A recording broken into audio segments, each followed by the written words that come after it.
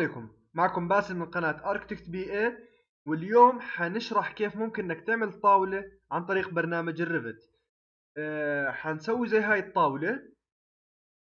اول اشي بنروح على Architectural Template. اول اشي بتسويه لما بتفتح الريفت دايما انك تغير اليونت، اختصار WN. بتختار اليونت اللي انت بتعملها. انا بستعمل المتر.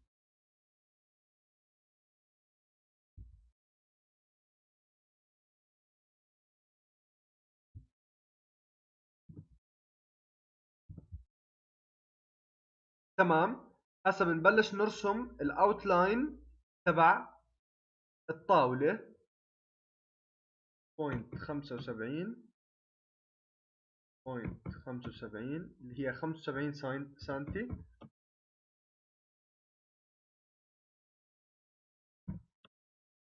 تمام. هاي هيك طاولة. بعدين بننصفها من النص عشان نعمل القاعدة. نعمل العمود اللي هو تقريبا 6 سنتي، والقاعدة هي تقريبا 15 سنتي.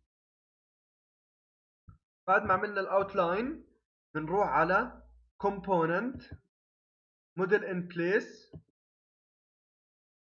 اوكي، بنسمي الاسم table.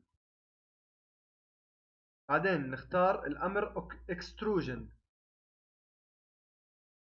اول اشي بنرسم الطاولة سنتر. طبعا extrusion بيكون start بصفر، يعني هاي اوطى نقطة له صفر، واعلى نقطة له حتكون 70.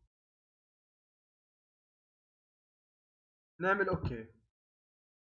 بعدين نرجع على create extrusion. بنسوي القاعدة.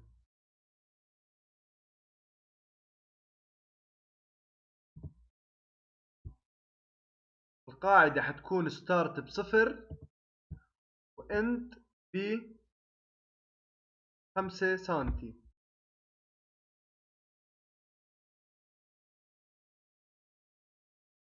نعمل اوكي. بعدين بنعمل مرة ثالثة create extrusion. بنسوي طاولة نفسها حواف. بعدين نعمل على extrusion الستارت تبعها بده يكون 70 سنتي، واعلى نقطة فيها 75.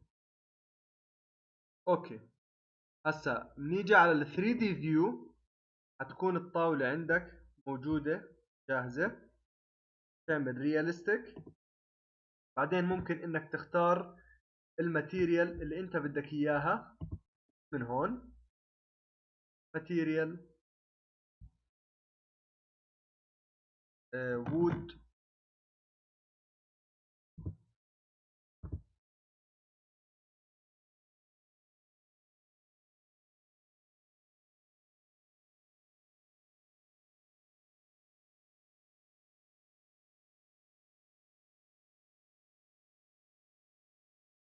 وهيك بنكون خلصنا الفيديو تبع اليوم.